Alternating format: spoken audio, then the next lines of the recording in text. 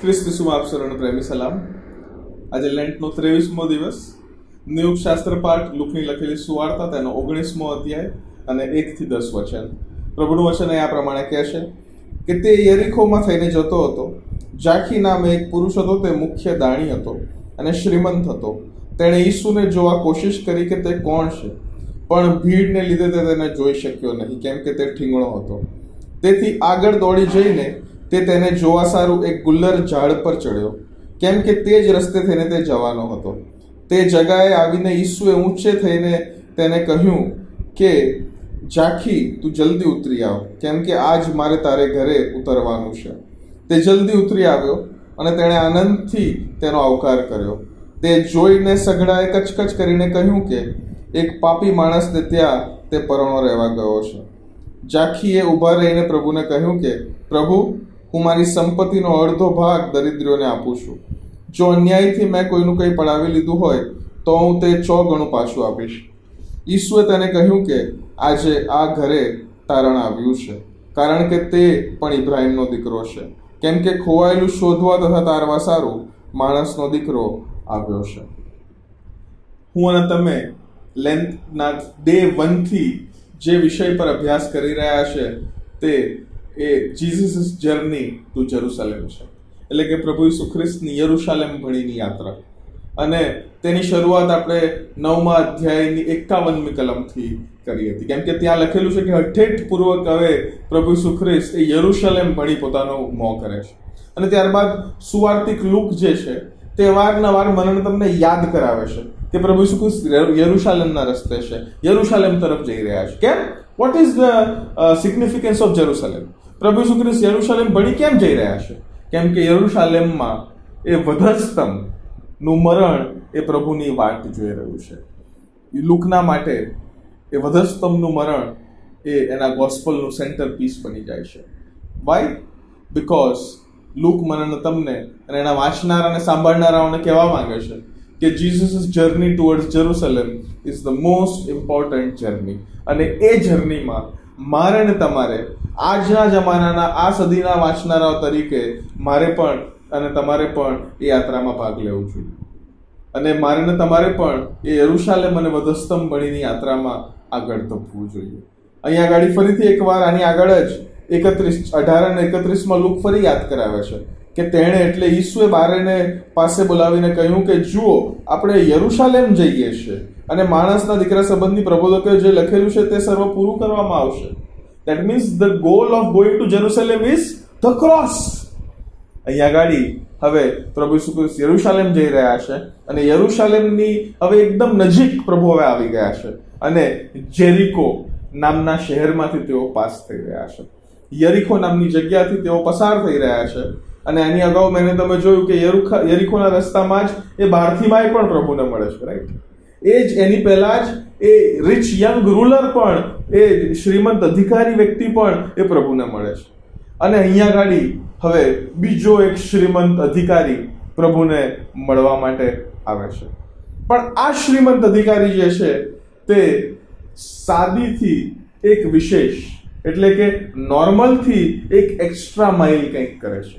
અહીંયા ગાડી જે રિચ અધિકારી, શ્રીમંત અધિકારીની વાત કરેલી છે તેનું નામ જાખી કહેવામાં આવેલું છે. અને જાખીનું પ્રોફેશન હતું કે તે ચીફ ટેક્સ કલેક્ટર હતો, મુખ્ય દાણી હતો, ચીફ ટેક્સ કલેક્ટર. એટલે કે જે બીજા સાદા દાણીઓ હોય ને એ બધાએ ચીફ ટેક્સ કલેક્ટરને રિપોર્ટ કરવાનો, એટલે bigger responsibility and higher position within the Roman government. પોતાના લોકો, કેમ કે એ જાખી યહૂદી હતો, એ પ્રભુ ઈસુ ખ્રિસ્ત પોતે કહે છે, કેમ કે તે ઇબ્રાહીમનો દીકરો હતો, પણ એ પોતાના લોકોની સામે થઈને જે ઓપ્રેસ કરી રહ્યા છે, ઓપ્રેસર્સની પાર્ટીમાં જઈને બેસવું અને ત્યાં આટલી ઊંચી પોસ્ટ પર જવું, મુખ્ય દાણી બનવું, ઇટ ઇઝ સમથિંગ યુનિક. આ જાખી જે છે તે મુખ્ય દાણી છે, પણ તેણે પણ જાણવું હતું કે પ્રભુ ઈસુ ખ્રિસ્ત કોણ છે. કેમ કે આપણે અગાઉ જ જોયું કે પ્રભુ ઈસુ ખ્રિસ્તની પોપ્યુલારિટી હવે બધી જગ્યાએ જઈ રહી હતી. Everyone was knowing that there is someone named Jesus who is performing miracles, who is preaching, who is teaching with authority. અને માટે જાખી એ પ્રભુને જોવા માટે જાય છે કે તે કોણ છે તે જાણવા માંગે છે. ઈસુને જોઈ નથી શકતો. કેમ કે એનું ફિઝિક એટલે શારીરિક રીતના તે ઠીંગણો હતો અને માટે એક્સ્ટ્રા માઇલ જાય છે અને એ ગુલ્લર ઝાડ પર ચડી જાય છે. કેમ કે એને પ્રભુ ઈસુ ખ્રિસ્તનો એ રૂટ જે કહેવાય ને ખબર પડી ગઈ છે કે પ્રભુ અહીંથી જ જવાના છે, અને માટે તે ગુલ્લર ઝાડ પર ઈસુને જોવા ચડી જાય છે. પણ પ્રભુ ઈસુ ખ્રિસ્ત શું કરે છે? ઓન ધ સ્પોટ જે ગુલ્લર ઝાડ છે તેની નીચે આવીને ઝાંખીને નામથી પોકારે છે. ઝાંખી તો જાણવા માંગતો હતો કે ઈસુ કોણ છે, પણ ઈસુ તો જાણતો હતો કે ઝાંખી કોણ છે. This is the beauty of the gospel મારા વાલો. કેમ કે હું ને તમે પણ ઘણી બધી વાર એવું માનીએ છીએ કે આપણે ચર્ચમાં કદાચ ઇરેગ્યુલર જતા હોઈએ, પ્રાર્થના કદાચ ઇરેગ્યુલર કરતા હોઈએ, આપણા ક્વાઇટ ટાઈમમાં બાઇબલ વાંચનમાં કદાચ આપણે બહુ ઇરેગ્યુલર હોઈએ, એટલે આપણે પ્રભુને એટલું બધું નથી જાણતા, પણ આપણે એવું પણ માની લઈએ છીએ કે પ્રભુ પણ આપણને એટલું નહીં જાણતો હોય. But no, this is the beauty of the gospel. આ પ્રભુના વચનની સુંદરતા છે મારા વાલાઓ, કે મારો ને તમારો સર્જનહાર, મારો ને તમારો રચયિતા મને ને તમને સંપૂર્ણતામાં ઓળખે છે. It is our job then to know him through his word. પણ પ્રભુ મને ને તમને તો એ એન્ટાયરિટીમાં જેને કહેવાય ને હોલિસ્ટિકલી સંપૂર્ણતામાં મને ને તમને ઓળખે છે. મારા ને તમારા હૃદયના વિચારો તે જાણે છે, મારી ને તમારી હૃદયની મનોકામનાઓ તે જાણે છે, એકલતાઓમાં શું વિચાર આવે છે તે પ્રભુ જાણે છે, લોકોની સાથે હોઈએ, લોકોની સાથે શું વાતચીત થાય છે, કોની નિંદા થાય છે, કોની આપણે ચુગલી કરીએ છીએ, એ બધું પ્રભુ જાણીએ છીએ. અને કોના માટે કોની માટે આપણે હૃદયમાં કઈ લાગણી લઈને ફરીએ છીએ એ લાગણી સુદ્ધા પણ પ્રભુ જાણે છે. God knows us in entirety. અને માટે જ પ્રભુ ઈસુ ખ્રિસ્ત ગુલ્લર ઝાડની પાસે આવીને ઝાંખીને નામથી હાંક મારે છે. What a beauty, what a beauty. ઝાંખી પોતે પણ કદાચ એ વસ્તુ સાંભળીને, ઝાંખીનું નામ સાંભળીને ઈસુના મોએ એનું હૃદય કદાચ ત્યાં જ પરિવર્તિત થઈ ગયું હશે. ઝાંખી કહે છે કે ઝાંખી તું નીચે ઉતરી આવ, કેમ કે આજે મારો ઉતારો તારે ઘેર છે.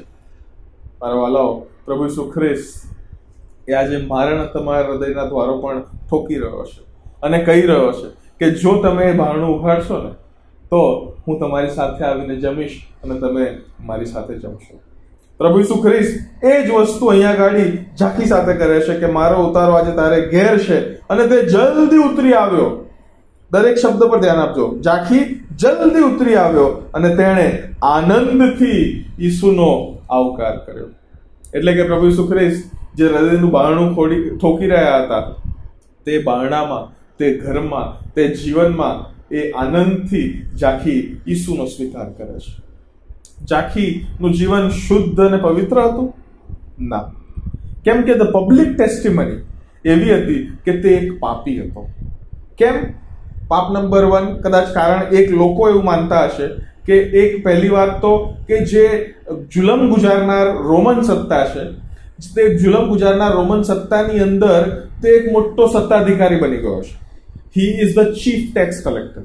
ત્યારબાદ એના પોતાના એ વર્ણનથી આપણે જાણી શકીએ છીએ કે એણે કદાચ કોકનું જબરજસ્તી એ છીનવી પણ લીધું હશે, ટેક્સ પણ એક્સ્ટ્રા કલેક્ટ કર્યો હશે ને. રોમન સત્તા માટે પણ પોતાની માટે પણ ટેક્સ. બટ એ લોકોની દ્રષ્ટિમાં એક પાપી હતો, અને માટે જ્યારે ઈસુ એ પાપીના ઘરે જાય છે ને ત્યારે લોકો કચકચ કરે છે. હું ને તમે ઘણી બધી વાર એ વસ્તુ આપણે અગાઉ પણ જોઈ છે કે પ્રભુ ઈસુ ખ્રિસ્ત જ્યારે પાપીઓ સાથે સંવાદ કરે છે ને ત્યારે લોકો કચકચ કરે છે. But do Jesus stop? શું પ્રભુ રોકાઈ જાય છે? ના. કેમ કે પ્રભુ પાપીઓ સાથે સંવાદ તો મેને તમે જાણીએ જ છે ઉત્પત્તિ 3 થી જ શરૂ કર્યો છે. ઉત્પત્તિ 3 જયારે આદમ અને હવાએ પાપ કર્યું ત્યારે પ્રભુ એમની સાથે સંવાદ છોડી દીધો? Did he leave them? Did he stop communicating with them? નો.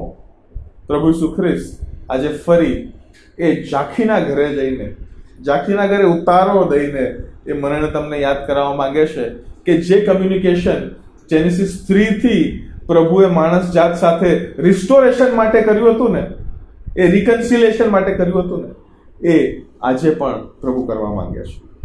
તમે કદાચ પ્રભુને એટલું નહીં ઓળખતા હોય, પણ પ્રભુ તો તમને એ નામ સહિત ઓળખે છે, કામ સહિત ઓળખે છે, વિચારો સહિત ઓળખે છે, લાગણીઓ સહિત ઓળખે છે. ઓ માય ડિયર ફ્રેન્ડ્સ, આપણે પ્રભુને ના ઓછા આંકીએ. પ્રભુ તો એ બહાર ઉભો રહીને તમારા હૃદયનું દ્વાર ખટખટાવી રહ્યો છે.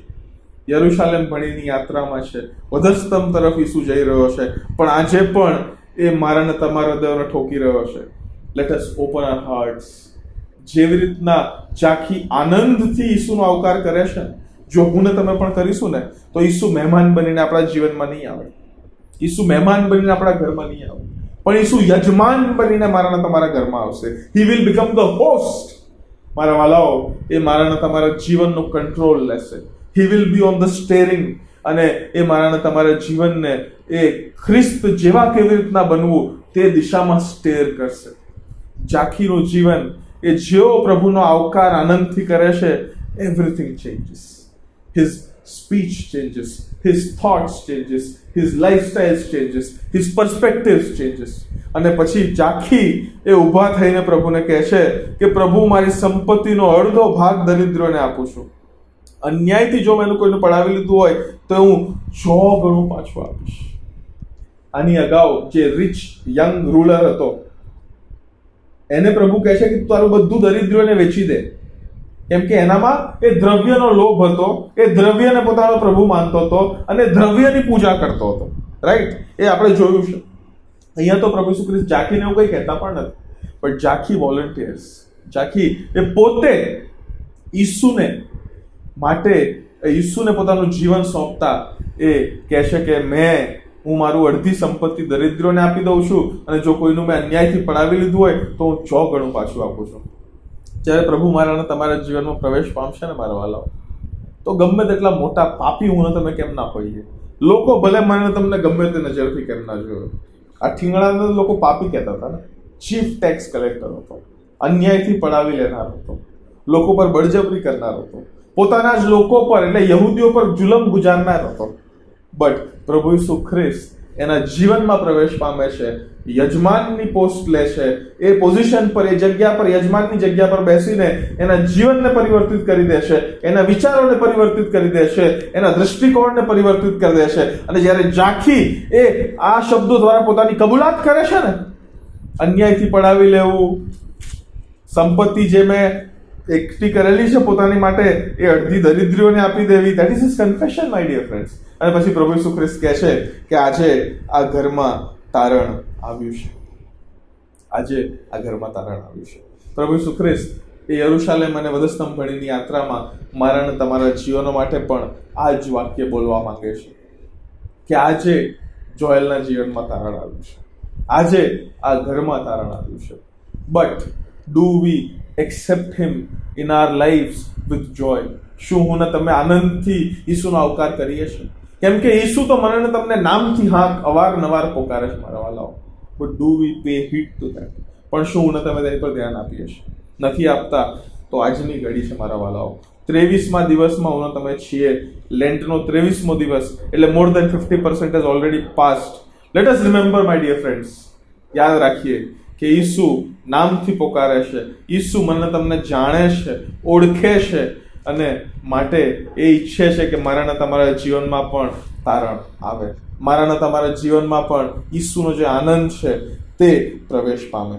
કેમ કે પ્રભુ ઈસુ ખ્રિસ્ત ખોવાયેલું શોધવા તથા તારવા સારું આવ્યા છે. That is his main aim of coming on this earth. એ ઇન્કાર્નેશન એટલે કે દેહ ધારણ જે ઈસુ ખ્રિસ્ત કરે છે ને, તેનો મેઇન એમ એ છે કે તે ખોવાયેલાઓને શોધે અને તારે. પ્રભુ ઈસુ ખ્રિસ્ત સાજાઓ માટે નથી આવ્યા. પ્રભુ ઈસુ ખ્રિસ્ત એ ધર્મી એટલે કે ન્યાયીઓ માટે નથી આવ્યા, કારણ કે પ્રભુ ઈસુ ખ્રિસ્ત એ અધર્મીઓ માટે આવ્યા છે. પ્રભુ ઈસુ ખ્રિસ્ત પાપીઓ માટે આવ્યા છે. પ્રભુ ઈસુ ખ્રિસ્ત ખોવાયેલાઓ માટે આવ્યા છે. પ્રભુ ઈસુ ખ્રિસ્ત એ એવા લોકો માટે આવ્યા છે કે જે લોકો સ્વન્યાયપણામાં ના ગરકાવ થયેલા હોય.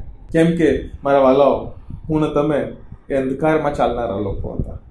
અંધકારમાં ચાલનારા લોકો માટે મોટા પ્રકાશ સ્વરૂપે પ્રભુ ઈસુ ખ્રિસ્ત આ પૃથ્વી પર આવે છે. ઝાંખી દાણીના જીવનને જો પ્રભુ પરિવર્તિત કરી શકતા હોય તો પ્રભુ મારાના તમારા જીવનને પણ એ અચૂક પરિવર્તિત કરી શકે છે. All we need to do is to accept him in our lives, in our hearts with joy and give him the steering wheel. એ પ્રભુને સ્ટેરિંગ વ્હીલ આપી દઈએ. પેસેન્જર સીટ પર બેસાડીને એ ગૂગલ મેપ હાથમાં પકડાયેલો હોય કહીએ ભાઈ તમે ડાયરેક્શન બતાવો, એવું નહીં. ના ના ના ના ના. પણ પ્રભુને તમે સ્ટીરિંગ વ્હીલ તમારા જીવનનું આપો અને તેઓ મને તમને યોગ્ય માર્ગમાં, કેમ કે he is only the way, right? પ્રભુ ઈસુ ખ્રિસ્ત પોતે જ માર્ગ છે, તેમાં મને તમને દોરી જશે. પ્રભુ આપ સર્વને આશીષ આપો. આમેન.